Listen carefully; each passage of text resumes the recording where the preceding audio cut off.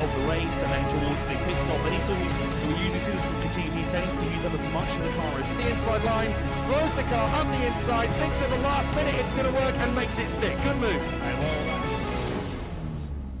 it won't be on the pit lane, so more dramas here for Ian Roberts. So he really needs to get that rhythm and metronomic pace up. Otherwise, despite the fact that Kati's going to be in the pit lane 10 seconds longer, he can build up that lead in the next 6 laps. It's a perfect run for Kati if he can just keep it together. 2 car lanes separating the two as they work their way through the final corner. And then when he comes to the pit lane, he's fresh as a daisy, and then off he goes again. Pretty essentially, he is going to get a little bit held up by car.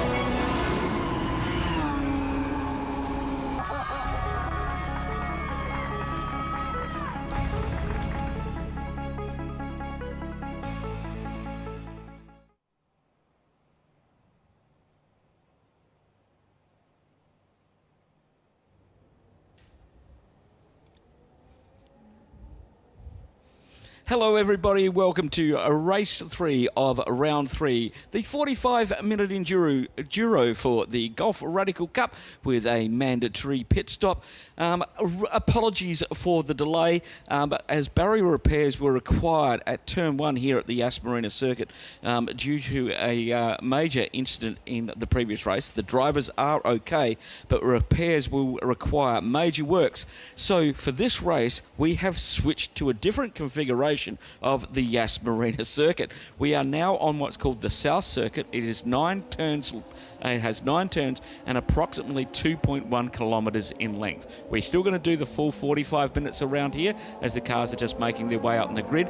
We had to let them out earlier to do a practice session because they haven't used this configuration this weekend, and joined in commentary as always by Lucas Kajeski. Lucas, this is going to be interesting. It is because it's a new circuit. Well, it's not entirely new. Effectively, it's just one corner. However, the deciding factor is not that one corner, it's how you bring everything together, because effectively the circuit is, it's not even a half of it, what we have used to see in the races 1 and 2 earlier this weekend. As you mentioned, 15-minute warm-up session before, so they got a bit of a chance to get their head round it, but of course not much time, so it's going to be very exciting. It is indeed. We're looking at a sub 55-second lap here at the moment. This circuit, as you can see, this is the new part of the circuit now that goes from turn 15 to turn 8, and it brings them back around onto the support pit start finish area. This is where we'll be starting this race from. Now, with this mandatory pit stop, we have a pit stop window of 9 minutes long. It starts at 17 minutes a lap time, and it finishes at 26 minutes a lap time. It's a 45 minimum stationary time. There's no refueling and no tyre changes. All you can do is driver changes. We have one car 23, which will have a driver change. We have Ismail Mughal, who will be starting the race, and then at that change, Zahir Morad will jump in and complete the race. We also have success penalties for people who do very well, and we add on pit top time. So George King, who's literally won everything at the moment, he has his 45 plus 15 seconds, so he will have a 60-second stationary time, as well as car 63, Alex Bakanstov, he will have 55 seconds, so he's had 10 seconds added to his time. Car 7 was supposed to have a penalty as well, but car 7 is not starting. We also have car number 11, which was supposed to start from P2, Ian Loggy, unfortunately not able to stay around for this late hour and compete in this race. Everybody's doing just a second installation lap at the moment, and George King at the moment, we've had 8 races and he's won all 8 of them, so that bright yellow car is doing it what it is. And this is the new section of track. It's a really sharp left-hander. It's going to be the hardest braking point on this corner, on this configuration, and as we said, just on 2.1 kilometres in length. We're going to see quite a few laps in 45 minutes. We certainly will, and it's a very interesting prospect here because it's something new for the third and longest race of the weekend for the Radical drivers, who have put on quite a show in the races numbers 1 and 2 earlier this weekend. Now, of course, many changes. You mentioned the pit stop window and, of course, the pit stop penalty times for 2 of the drivers.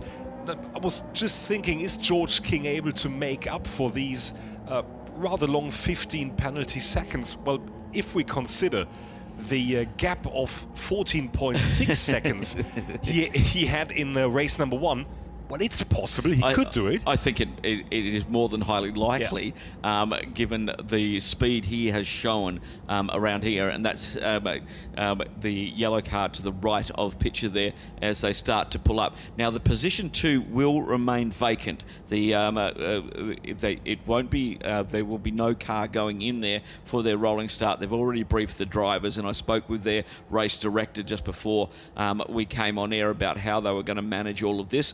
We have actually had to do this once before when we've had an incident in a race beforehand and we've had to move to this South Circuit. And all credit to all of the staff here at the Yas Marina Circuit, all the officials and all the marshals who made this happen in record time, because they have to reset the timing system, they have to reset everything else. We've got to make sure that that track is ready to be used for that cut through between turn 15 and turn 8. And they got it done in record time, mainly because there was going to be extensive work needed at that turn 1 barrier for tomorrow's racing. And if we can go racing, they made it happen. They just changed tracks. I have to say I'm rather amazed, because speaking as a German, I don't think we would have seen such a situation back in my home country, although we have circuits where it's possible with various track configurations, but of course they all have various licenses and so on. It just would not be possible to change a circuit layout during a running event. So really credits to everybody in the organization. Yes, of course, it's a bit of an hiccup, of course, but we will get the third race of the weekend underway, and I think that's the most important thing, isn't it? Well, the racers are here to race. They don't want to sit in their pit boxes, and everything is done here at the Yas Marina Circuit to make sure that they can go racing. Well, they've paid their entry fees. Yeah, and I think it adds some excitement. I mean, under COVID, we have seen rather interesting ideas in Formula One, NASCAR, for example. They did very special things considering qualifying and so on. Yep. And I think this is one of the very few benefits motorsport could take out of the COVID pandemic. We just have opened ourselves to be creative when it comes to solutions of formats and events and so on. Yes. And this is one aspect of it. I totally agree. We have to be more flexible to make sure that everybody gets what they come here for. Let's have a look at the starting grid at the moment. George King on pole position. No P2 at the moment. As we said, Ian Loggy not taking part in this. In the third position, it's Alex Bakanstov for the TT Racing. And then Jacopo Mazza in fourth position. James Sweetnam in fifth position. Usman Magal is taking the race start. Zia Morad will jump in the car at the pit stop. Greg Gorski been very busy. It was up in Dubai racing in the Ferrari Challenge up there, as well as a lot of other things, in seventh. And Johnny Kazoum in eighth position. Ninth is Mohammed Al-Kazimi in 10th position. Ray Yu Wang in 11th. Abdul Nasser Alamidi in 12th position. Damien Cossack in 13th position. Marcus Bamberg. 14th, Julian Moni. 15th, Paul Huskinson. And 16th, Guy Lambert. They haven't got much time to get the tyres up to temperature because of a 2 kilometre track distance, just over 2 kilometres. So you can see the cars working very, very hard as they are on their formation start. Rolling start for the SR3 Radicals here at the Yas Marina Circuit. This is race 3 of round 3 in the 21-22 season for the Golf Radical Cup. They have 7 rounds this season, 21 races. That's a lot of racing in a very short season. The rolling start will be very interesting, yes. Because of course we now have a very different approach. It's actually a shorter approach as well, because there is a bit more tarmac between coming out of turn 6 and 7 towards the light gantry. Now this is a bit shorter now with the new turn, 15 there. Yep. So this might be interesting considering the start of the race. Yeah, because they really don't have much time to get into their box, into their 2x2 configurations, because they're really coming out from a very sharp corner. And there's really only one line through there, as they're doing a pretty good job of getting it boxed up now. So they're going to prove me wrong. But that's fine. They're radical drivers. They're used to that. We're exiting turn 14 now as they're making their way up to 15 on the link through. The safety car lights are out and just slowing everybody down. The safety car will accelerate away and it'll be up to George King, who has pretty much done everything that he needs to do this season to pretty much cement himself in a great position for the championship. As we keep an eye on the cars, it looks pretty untidy from where I'm sitting, but it's just so tight through that what we call the link, the entrance to the link, and they're going to come out of this, and we're going to be going racing very, very shortly as the field now under starters orders coming down to take the lights. I'm waiting for the acceleration of George King. That is Alexander Bekanstoff right up behind him. Lights are out and we are racing. King gets away well, but Bekanstoff does a good as well, and Usman Mughal up on the outside. Now we're a couple wide down towards the back end of the field. Up the inside, the white car didn't quite make it work. King still taking the lead, but it's the green and white car who's done a very good start and made it out. The golf-collared car running off a little bit on the exit of turn number 9, and now we're into the hotel complex. More shuffling of positions as we go around this opening lap. Everybody's staying clean, he says, with touching a lot of wood in the commentary position as we go up for our first racing time through the link. And there's going to be to see how many people have got this right and how many people need to work on their approach in here as well as we come around to complete. Yes, one racing lap. It's pretty quick as we go, and we'll give you the pistons that cross the line. And it was Mughal who's moved up into second. King first, Bekanstoff in second. Kazuma, a great start from him, up into 5th position. Alamedi 6th. Gorski in 7th. Yuang up into, 7th for Yuang. Gorski down to 6th. Fezzelin in 8th position. Bamberg 9th. Lambert in 10th. Sweetenham in 11th position. And they're already halfway through the next lap. Great, absolutely. Great openings of the race there for Usman Mughal. Brought it up from 4th on the grid into 2nd right now. He already had a bit of a launch, and there is a safety car. Now we are missing the Damien Kosek car, and James Sweetenham has come to the pits, hasn't he? Yeah, I think so. So we got Sweetenham into the pits, and we are missing the 777 car of Damien Kosek starting in 12th position.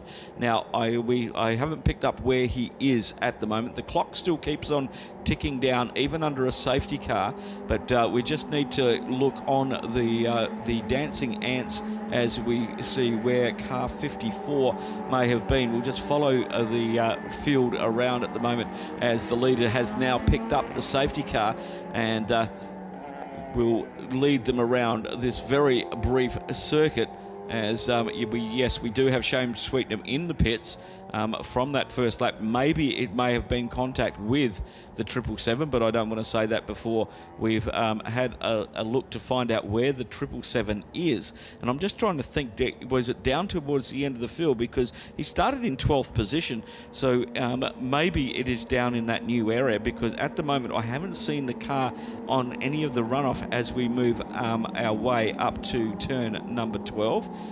Nothing through there. So we're continuing on behind the safety car as we go and have a look for Damien Kosek out there on there's only 2 kilometres.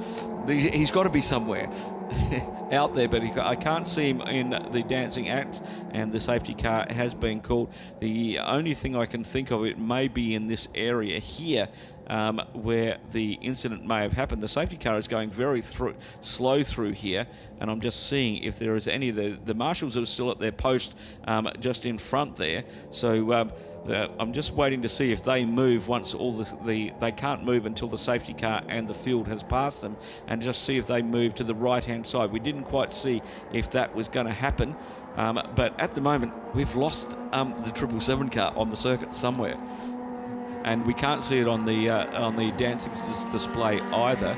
So hopefully they can get that car recovered and we can get back out racing again in this race 3 of round 3 here at the South Circuit here at the Yas Marina Circuit. was just thinking if he might be a non-starter, but he definitely clocked in some of the sector times. Yes, he got through sector. Well, he made three sectors. Yeah. So I just don't know where he is at the moment, and we will try to work it all out.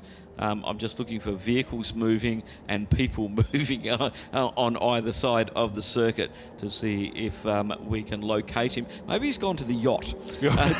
Maybe he's just okay. It's been a long day. It's been a long day. There he is. Yeah, 777. We have found him and mobile, which is a fantastic thing. So he must have had a run off the circuit and got back on to the circuit. We're just checking out where he is, but that should bring an end to the safety car series, and it's great to see that he was running. He's on the start-finish straight, so I think he was down in that in the link area somewhere. Shall we have a guess? Did he do the full layout? Well, I don't think so. Well, hopefully not. Hopefully not. He knows which way the track goes down there, and I think they've coned off the area to the right of there, and they've actually probably put Tech Pro across there just in case drivers do sometimes have brain fade, which is equivalent to brake fade.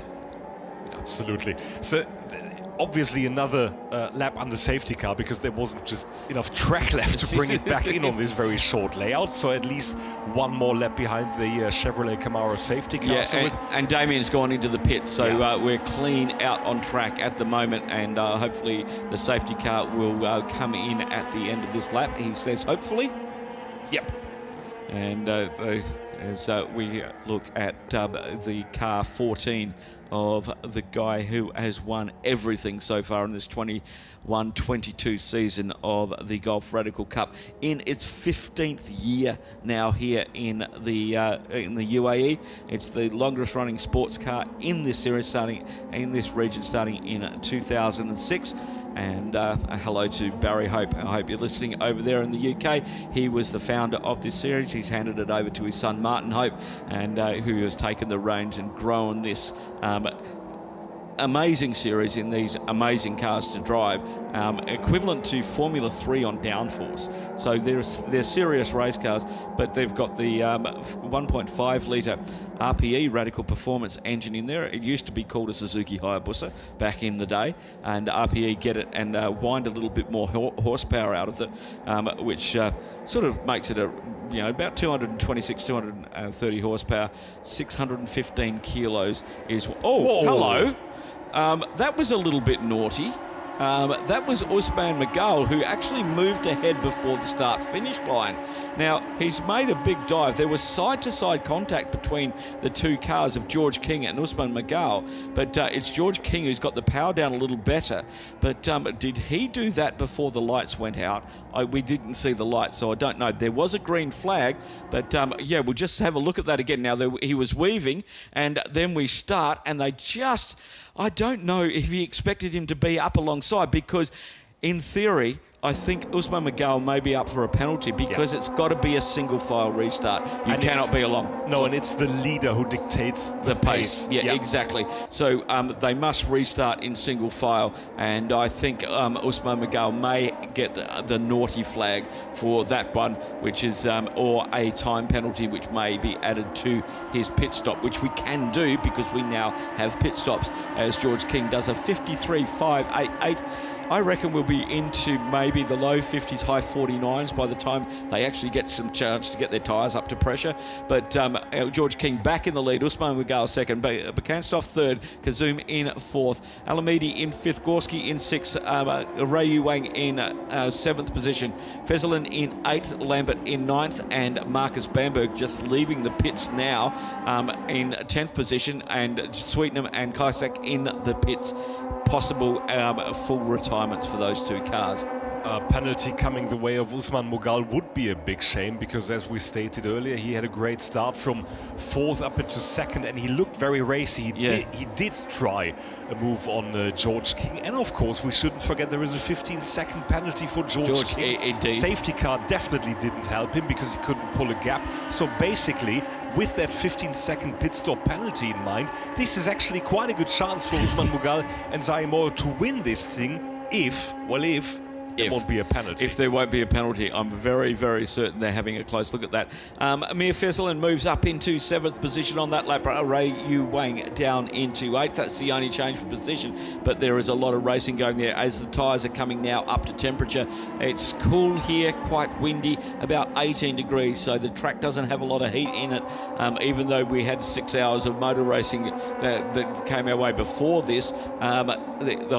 Because of the big delay, everything has cooled down, and so the guys are working very hard to keep everything up to temperature and to get racy again. 35 minutes, just under 35 and a half minutes to go in this 45-minute race with a pit stop. We spoke about tyres earlier. Yep. Very, very limited tyre sets. It's just 8 tyres, not 8 sets, but 8 tyres. Yep. So let's call them 2 sets. They can be new. They can also be used. And no matter if used or new, 3 races plus all the practices and qualifyings and test sessions and whatever they had. This is actually quite a lot for the tyres to do. Of course, now it's rather cool. You don't have the sunlight and everything, but still tyres, especially after 45 minutes. Yep. This might be something to consider as well.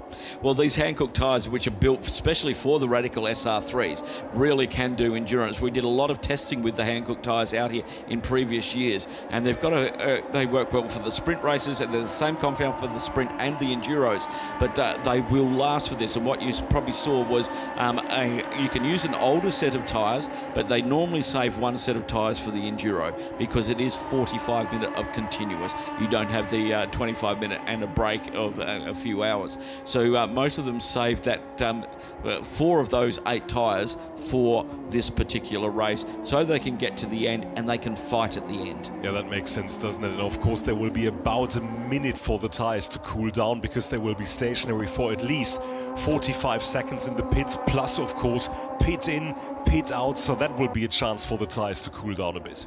Good battle going on out there, 5th and 6th position, Alamedi and Gorski. They've been nose to tail. Alamedi in the Leighton House car. It looks very much like a 1960s Golf Porsche. That's fantastic. It does look pretty fantastic. I really like that colour scheme on that as the leader goes through again into the 52s now, 52.964. I think the track might be a little bit too cold for us to get down too much lower than that. He will prove me wrong. And the battle going on in front of Alamedi is Bukanstov and Johnny Kazoum battling over the 3rd step of the podium. And Johnny Kazoum, he started down in 8th position and has made his way up into 5th, and he's now out in pursuit of the Alex Bukanstov, both coming from TT Racing, based in Dubai, running quite a few cars today. They're also running car number 15 of Amir Faisalan as well, but the 2 TT Racing cars getting into it on this 11th lap. Bukantsov, much like George King, will have to serve an extra 10 seconds in his case during his mandatory pit stop window. So this, of course, is a great chance for Johnny Kazoum to get past without actually passing him on the circuit. Yeah. However, of course, there is still a bit of time to go until the pit window opens, which will be in the 17th minute of the race. Safety car doesn't have an effect as long as it turns in before the start of the pit window. So yes, we had a safety car, won't affect the pit window for now. Indeed, King now extending that lead. 2.6 seconds over Usman Magal, 2.8 seconds back to Bukanstov, 0.7 just back to Johnny Kazoum as we kept an eye on that battle. Then it's Alamedi now just starting to stretch away a little bit from Gorski. Just over 1 second for that, but Faisalan is now right under the rear wing of Gorski, 0.3 of a second there, the battle for 6th and 7th. Then it's 6 seconds back to Ray Yu Wang in 8th position, 1.1 back to Guy Lambert in 9th, and Marcus Bamberg 19 seconds behind that battle in 10th. Only 10 cars left running at the moment. Yeah, George King really starting to check out now, as you can see in the graphics on the left side as well. 3 seconds of an advantage towards Usman Mughal now. He's still in 2nd. 3.1 seconds between him and Alex Bukantsov in 3rd place. He has Johnny Kazoum in his mirror still. Yes, that Johnny Kazoum is looming very large behind him at the moment as we follow car 5 through. That is Johnny Kazoum in the black and yellow car looks pretty fantastic under the lights here at the Yas Marina circuit, as all of the Radicals do. This design has evolved over the period. We've got 3 different models. We've got the RS, the RSX, and the XX, the latest innovation of the SR3 model. But they're all competitive. And you can be a good driver, get yourself into an older car, and you can still race up the front of the Golf Radical Cup. And that's how Radical designed this entire championship. I'm totally with you. Race cars under the lights, especially fast, nimble prototypes, it always looks fantastic. And of course, over the years, we have gotten used to all these fully lit circuits like Singapore and Bahrain and Abu Dhabi and so on. But it is still something special, especially if you can be on site, because the track itself is fully lit. It's like daylight. And then you look out of the window and it's pitch black out there. Exactly. You can see some of these cars are running with lights, some are not. It doesn't make any difference. John Hindhaugh was saying that earlier on today when he watched yesterday's race. He said it doesn't matter. It's like daylight out on the track. I've raced here under lights, and really you think it's daylight. It is so bright. And the incredible thing is how exact the lighting system works. So basically every single corner of the track, the lighting, it is the same in every point of the track, and then 1 meter next to the circuit, darkness, full darkness. Exactly. So Formula One go around with a lux meter, and they measure the lights on the circuit before we have our Formula One races here, and then that sets it for the rest of the year. And as you said, we're racing on the south configuration of this circuit at the moment, and once again, even with the cut through that we're using, that still has lighting, has everything that it needs for us to use that part of the circuit right here. Because they're going underneath that bridge there, that's why it gets a little bit darker, and also under the bridge to the W Hotel. But this battle continuing on at the moment. Bekhanstov and Kazum as they go across the line, completing 15 laps. No other changes out there at the moment. And we will have the pit window open in less than a minute. Okay, so at 28 minutes a lap time. We're at 28 minutes 50 seconds at the moment. And here we go. There's that's a little bit side to side. That is the Leighton House car, and they're having a great battle out there. Johnny Kazum sort of got gazumped in the middle of that, and I don't know who's at 24. That is Greg Gorski's jumped up in there and jumped into the middle of that battle. I didn't see that coming. So now, as you say, just 20 seconds left until the opening of the pit window. So there is at least one more lap for most of the field to do until they can opt to go into the pit lane. And then there is a window of 9 minutes, which they need to consider. Greg Gorski getting all sorts of racing now up behind the car of Alamedi, and side by side around that beautiful Massa corner. Who's going to stay in it the longest? And I think Gorski's got a good run down. He's on the right side on the wrong side of the track coming in. Yeah, you have to back out there because you can't enter the hotel at that speed on that line. I have to say, it's the first time I'm seeing this particular circuit layout, and it really works, doesn't it? Look, this circuit promotes fantastic racing because it's so short. We don't have the long straights, okay? So cars can't get distant. You're always going to be battling somebody out there of somewhere near your skill level and somewhere near your car setup level. And these guys are really turning it on at the moment as the 76 goes through to in 5th position, Gorski in 6th, and Feslin in 7th position. And Johnny Kazum has sort of disappeared out of this one as well as he's chasing down Bekhanstov. So we've got sort of races happening everywhere. And that was the fastest lap from Johnny Kazum as he's putting pressure on car 63. 53.351 for his fastest lap. And well done to Marcus Bamberg doing a 53.981 for his fastest lap as well. But he is down in 10th position at the moment. So pit window is open. Now let's imagine we are all George King. What would we do? We would possibly wait to come into the pits until the very latest moment, because that of course gives him the chance to really stretch out his lead as much as he can, and maybe to come back onto the circuit at a point where there is no other car in the way. Indeed, because I thought I saw a car peel off, and it was Johnny Kazum into the pits. He was the first one to take the pit stop. What he doesn't want to do is come out in traffic, so he may be able to get himself a little bit of time, but beforehand, and also Alamedi into the pits as well. So we got our first 2 takers, and we really won't know where anybody is until the pit window closes, because it's really going to upset the apple cart slightly because of a 9-minute pit window. You can pit any time in there, but you must do your 45 seconds stationary. So it's wheels stop to wheels go, not pit in to pit out. And it's not only the 9-minute window, is it? Because we also have the 15-second penalty for George King, Yep. and the 10-second penalty for Alex Bukansov to consider. So that means they will lose ground, they will also lose track position, and that of course makes it very interesting for the second part of the race after the pit window. Guy Lambert into the pits, and as well Amir Freslin in the pits, Alamedi in the pits. Everybody in the mid-pack starting to move into the pits at the moment, getting that pit stop out of the way, and then they're free to concentrate on getting to the race end. So that's why a lot of people do it early. They just want to get through that, then they can focus and get their mind set on what are they going to do in the remaining 25 minutes that we have running. And it is quite an impact, isn't it? I mean, a 15-second time penalty just for being successful earlier on. That's harsh, isn't it? No, it's not, because in previous incarnations, we used to use ballast, okay, which is a physical change to the car. And it used to, these cars, they only weigh, it's right, dry weight, it's about 615 kilos. When you start adding weight to them, especially they're actually 2-seaters. And you should see the driver on one side. The weight has to be added to the other side. It upsets these cars. It upsets the balance of them.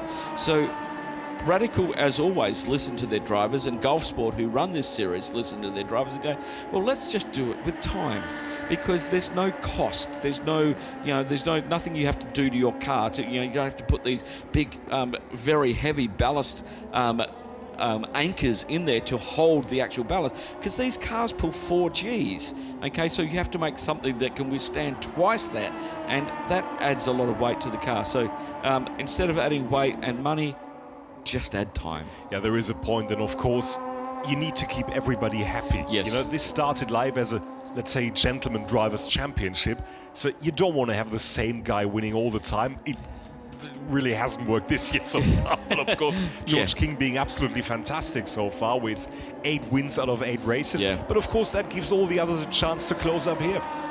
Johnny Kazoom just in his first flying lap of 53.244. That's his quickest lap so far. So he's got some clear track in front of him at the moment. So he is really just starting to extend to try and see what he can do, because Bukansov hasn't pitted as yet.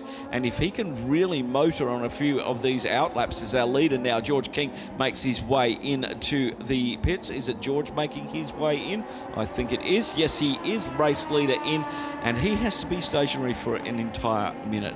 In that car, it feels like hours.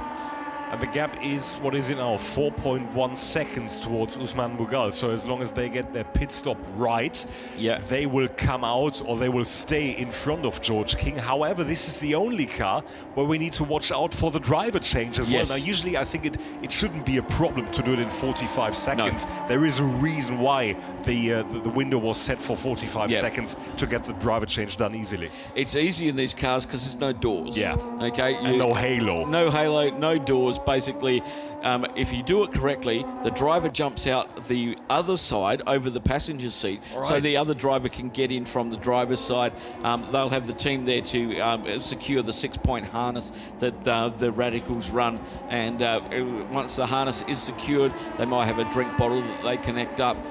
They're ready to go. So after lots of consideration and lots of testing in the workshops, and you can see Radicals have brake lights in car 33 just showing us there. Some of them do, some of them don't. Some of them don't work.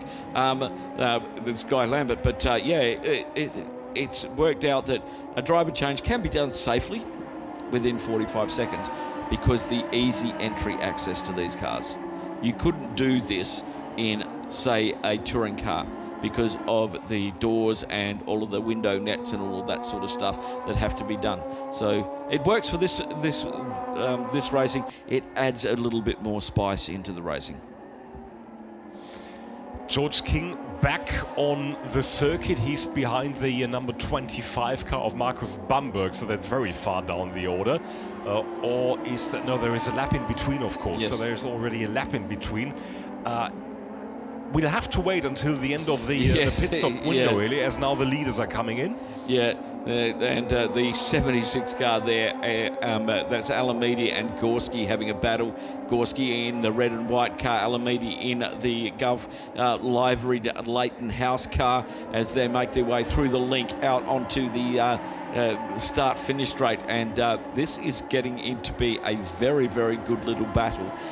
They haven't been more than about 3 car lengths apart for the last 5 or 6 laps. And once again, who's got to do what? You can see the different models there. We've got I think we've got the angled brake lights were on the XX, which is in front because you've got different headlights on that as well. And I think the RS, or it's an RSX, that the Leighton House car is in the 70. Oh, big lockup for the 76 as he goes in to the hotel turn number 12, and that's done him no favours whatsoever, because that's allowed Alex Aberkanstov, who's come out of the pits on the back of this battle, to close right up on the back of Abdul Nasser Alamedi, but we've got car running wide also in there, and that unfortunately that was Bakanstov who just ran wide. It's so easy to outbrake yourself into the link.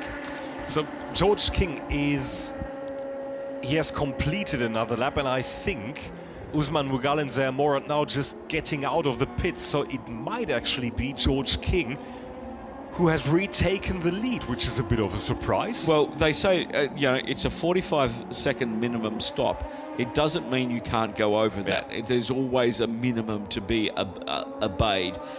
So, as you said, we've got to wait until the window closes, until everybody has done their pit stop, and we can see where they are. And George King now has gone past the start-finish line, leading on lap number 25, and Johnny Kazoum has moved up into 2nd position.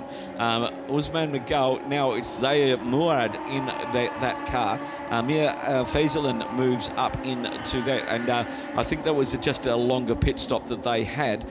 Looking at that, a 2:07 for that sector tells me that they had a little issue on that.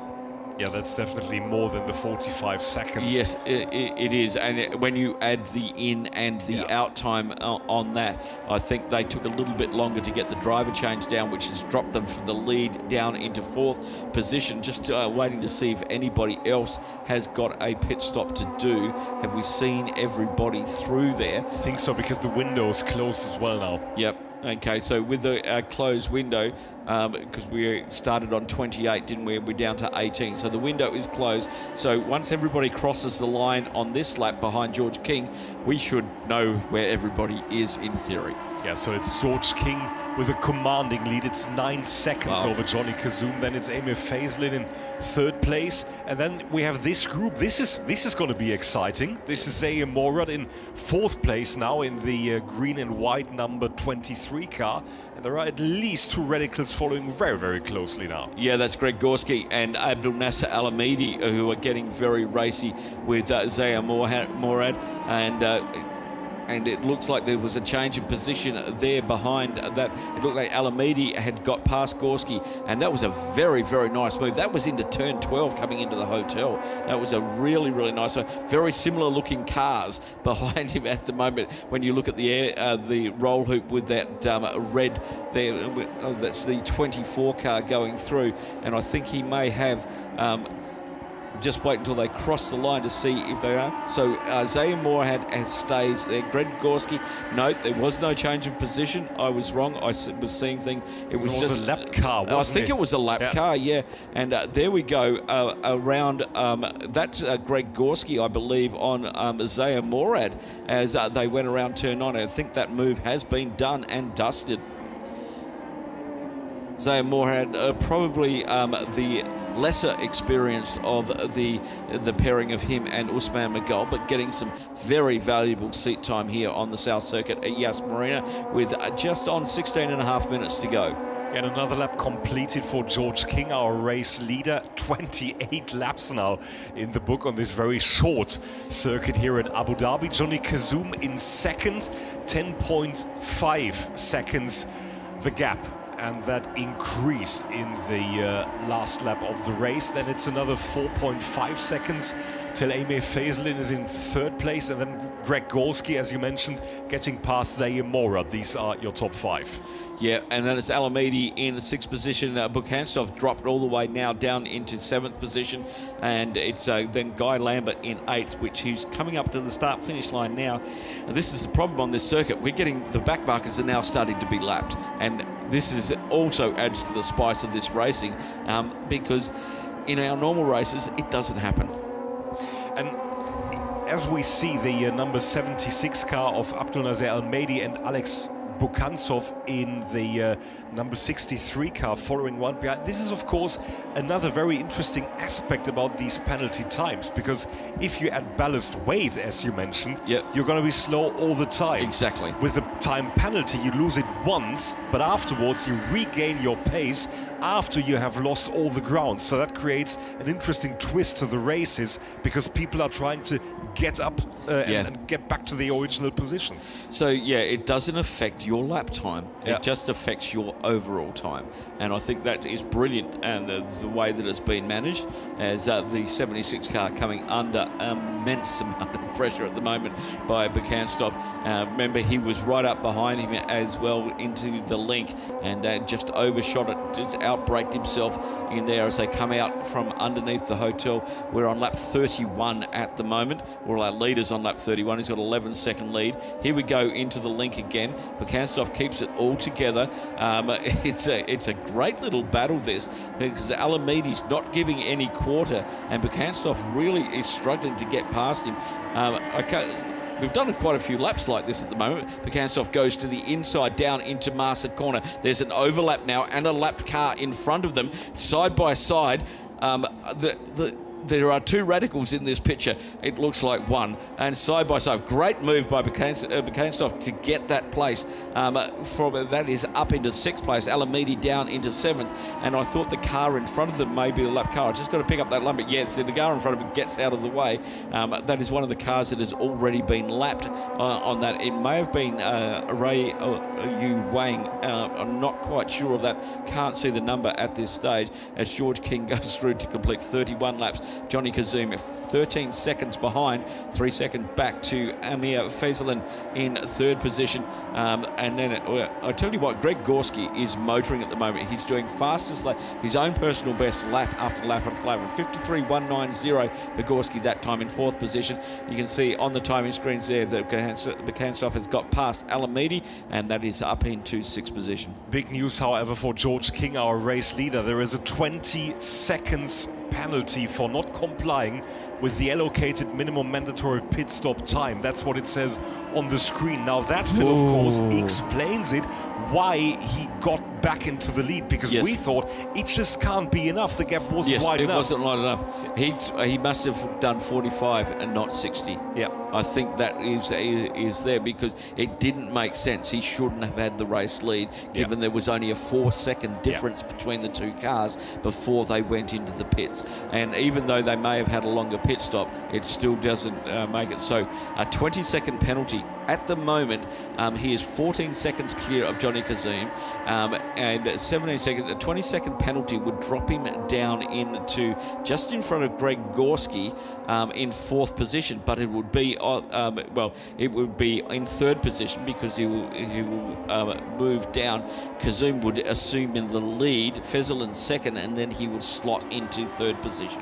Thing is, over the past few laps, he has been lapping, I would say, between 7/10 and 1 second quicker than Johnny Kazoum in 2nd place. So it might actually work out for him. He's now really racing against the clock. 14 seconds the gap so far. Now it's 14.4 seconds. So only 4/10. Well, normally it would be amazing to gain 4/10 of a second, especially on such a tight and short circuit. However, this might just not be enough for him. He needs to have 20 seconds at the end of the race in order to keep the 9th victory in the 9th race of the season. I think on that lap he had traffic. I think he had traffic on that lap, and that's why he slowed down, because I saw one of his split times was down a bit. Side by side racing again. This is Zaya Moorhead, and it's Bukanstov getting another position as well, moving up into 5th position now on a charge. He was down as low as 8th at one stage in the race, and Zaya Moorhead really didn't put up much of a fight as he got past in no uncertain terms down in turn 9 quite easily as they make their way out onto the start-finish straight. Our leader has completed 34 laps, and there it is. Bukanstov has moved up into 5th, and Zaya Moorhead sharing that car with Usman Magal down into 6th. Alamedi has he was up there for shooting for a podium position, as now that 76 car down into 7th position. Maybe he had a different tyre strategy that could be affecting his race now with just over 10 minutes to go. Gap between King and Kazoum up to 15.4 seconds. That was 1 second gained on the last lap of the race. I think it's looking good for King. He is able to make it, I think. Well, given that we've got 10 minutes to go and we're doing 52-second laps, he should do it well before the race end, barring any safety cars, etc., which would then negate his lead. As we have a look at the 23 car, that is Zaya Moorhead, the 2 Pakistani drivers sharing that car. But currently running in 6th position, just completing 35 laps, 28 seconds behind our race leader. It's looking pretty good for George King. He did a 52.7 on that last lap, 53.9 for Johnny Kazoum. So, no, 1.2 seconds was that the difference. So he is extending at the moment as Greg Gorski puts the foot down in the last sector. Now, 53.1 traffic. That's all it can be. I don't... given that I think he would have started on a brand new sticker set of tyres, I think he will comfortably do this. He's really only got 3.5 seconds to make now with 9 minutes remaining. Well, it's 18 seconds now, so another 1.5 seconds added to his gap. That is looking very good for George King now ahead of Kazoum and Faislin. That would be the podium for now, but of course it's 9 minutes still to go. And as you explained yesterday, the great thing with these cars, for whatever reason, is they always find each other on the circuit. There is always some stuff going on. Yeah, I think it's just because everybody, they all garage together when we go racing. It's much of a racing family, and everybody has a lot of respect. Yes, we do have contact occasionally, but that's racing. But there's a lot of respect between the drivers. People help each other. Okay, people want you want it to, people to get better. So they have, they especially the TT Racing team, Johnny Kazoum, Mia Fessel, they share data. To make sure that the drivers can be the best that they can be, and that improves the whole field. And that's really important. This isn't Formula One where the data is top secret. You're all running SR3 radicals. There is a certain wing setting and a suspension setting for every circuit. If everybody knows that, this is what you get. You get nice, close, the battle packs just form. And I think the cars still move. I mean, of course, these are prototype spec cars and very low center of gravity and slick tires and so on. But it really reminds you a bit of karting, doesn't it? There is always a bit of movement going on, which is great to watch. And of course, it also loses you a bit of time, and that creates gaps, it closes them again, and so on. Johnny Kazoum being hounded now by Amir Faislin. This is a battle for second position on the podium as they were going through that gap that is under 0.5 of a second at the moment as the car, watch the car 33. That's Guy Lambert having a good battle back there with the blue car of Marcus Bamberg. They're running 8th and 9th at the moment, but as you said, this is a great battle. Both these drivers are learning. Both these drivers are improving, and they want to get up towards the pointy end of the grid. This is the battle going on between second and third, Johnny Kazum and Amir Fezlin, and this is far from done yet as well. And not too far behind that now, just 1.9 seconds, is Greg Gorski, who is closing in because Johnny Kazum starting to go a little bit defensive, maybe running out of tyres with 6 minutes 40 to go. And this will seal it for George King, won't it? Because of course, well, he's 21 seconds now. 21 seconds up the road, so that's absolutely okay. He's in the black numbers now, and Johnny Kazum will go slower because he has to defend not only against Amir Fezlin, but maybe also against Greg Gorski, and now the first time that Fezlin tries something on the inside. Didn't work there. Not in that position, but he's made Johnny Kazum aware that he is there and that he will take opportunities if they show. So Kazum has to be inch perfect around this circuit, because Fezlin is, as you can see there as they come under the hotel, doesn't that look amazing? But there hasn't been a car width between them for a couple of laps now, and he's just biding his time, hoping that he can force Kazum into make. They take different lines into that corner, into the link, and you can see how close they get, but it's Kazum who gets better drive out of that corner. This is the battle going on between Guy Lambert and Marcus Bamberg down towards that. It's just 0.6 of a second for these two guys running in 8th and 9th positions again. Once you see myriad of lines, Bekanstoff's just done his fastest lap of the race from 5th position, 52.782. Our leader's done 40 laps with 5 minutes remaining. It's brilliant, absolutely brilliant. This South Circuit really does. I really like it. I know I said it before, racing. but it's fantastic, isn't it? It's different for us. Yeah. Doing an enduro around here is pretty taxing on the driver, because there's nowhere really to do that. Great run out of there. Marcus Bamberg got a great run out of turn 8, and he may be able to make a move. We've got this three-way battle now going on between Johnny Kazum in second, Amir Fezlin, and now Gorski's up there. And have a look at this, Guy Lambert, Marcus Bamberg up the inside of Guy Lambert. Is this going to work? Yes, it does. Nice move. And down, see, he played it on the last lap. I'll have a look here, and then makes the move stick. Nice, measured, and really not a lot of fight from the other car in there, Guy Lambert. The 25 car is, currently in 9th, will move up into 8th position. One of the Leighton House cars. The other one is the 76 of Abdul Nasser Al-Hamidi. And we've got the J Motorsports car, George King, leading the race at the moment. He's just done a 52.484, the fastest lap of the race with 4 minutes to go. So I think his tyres are okay. The fuel loads are coming off. They'll be running down into the last 5 or 6 litres of these cars. But Johnny Kazum under immense pressure now from Amir Fezlin, who is under immense pressure from George Gorski as they head down. Now,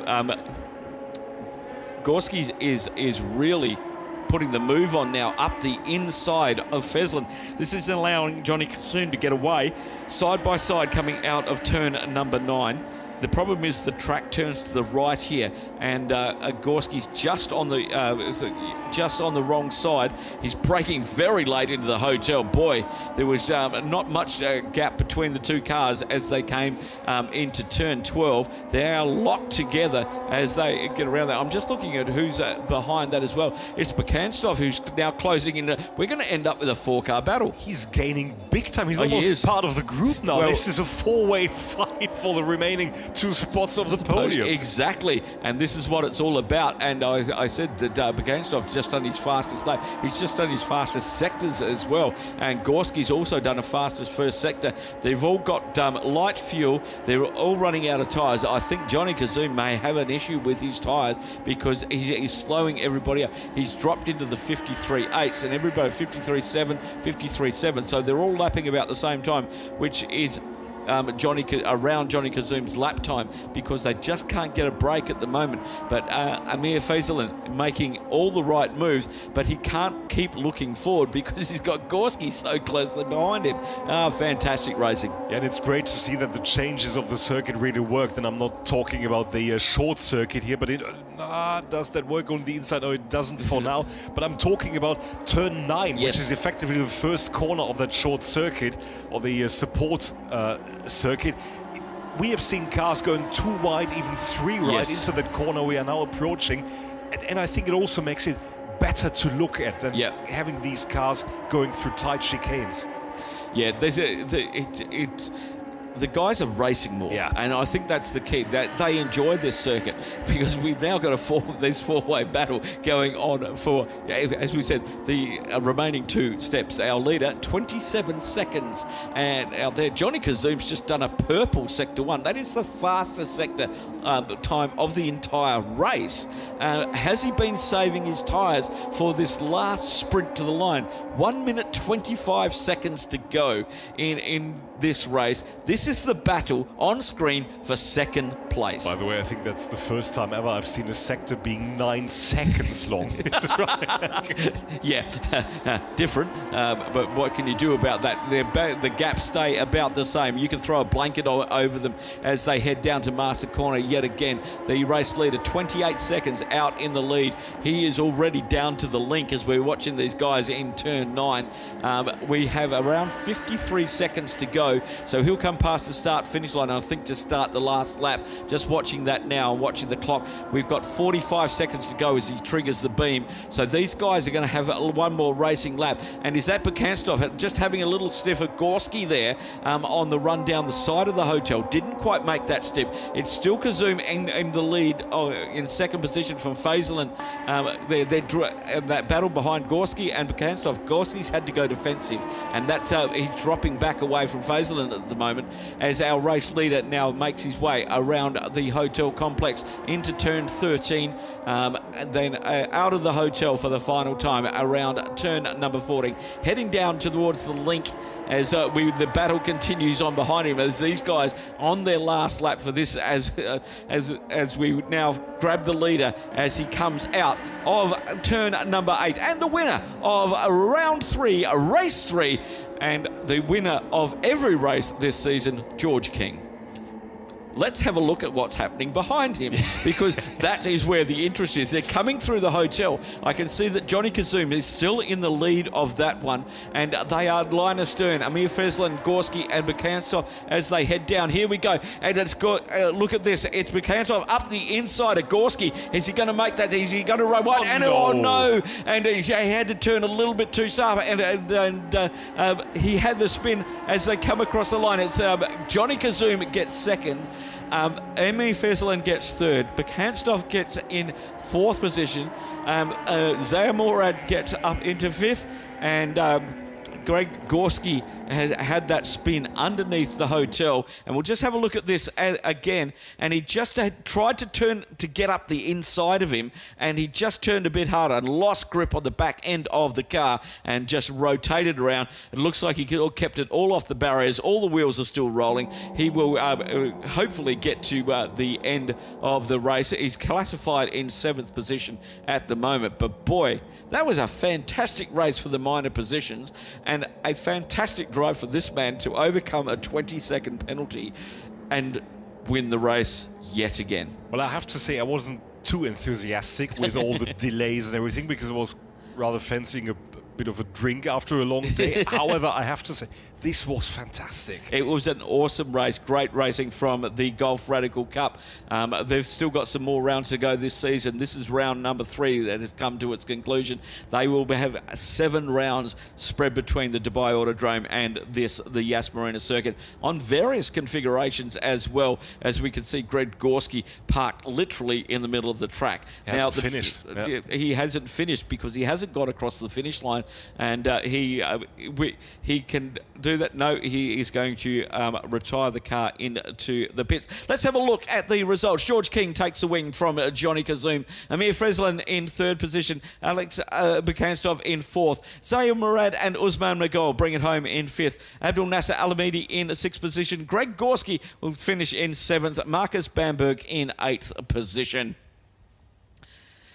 Just got to make sure that Gorski does finish. Guy Lambert in 9th, Ray Yu Wang in 10th position, James Sweetenham in 11th, Damien Kosek in 12th, Ian Logie did not start, and Jacobo Mercedes class of 14th position, but we didn't have finishes. We only had 9 cars that took the checkered flag, and basically everybody else is in the pits or has gone home. And that's how we finish up with the race 3, round 3 here at the Yas Marina Circuit. We're going to move up the road about 90 kilometres for round number 4 at the Dubai Autodrome for race 10, 11, 12, round number 4 on the 3rd to 5th of February 2022. And we'll see these fantastic radical cars back out on the circuit, at a different circuit, somewhere where we were last weekend, and we will be back there again. Thank you very much for your help this weekend, Lucas Krajewski, for all of the racing in the Radical Cup. We're going to leave you now with the highlights of race number 3, round 3 of the Golf Car Radical Cup. Bye for now.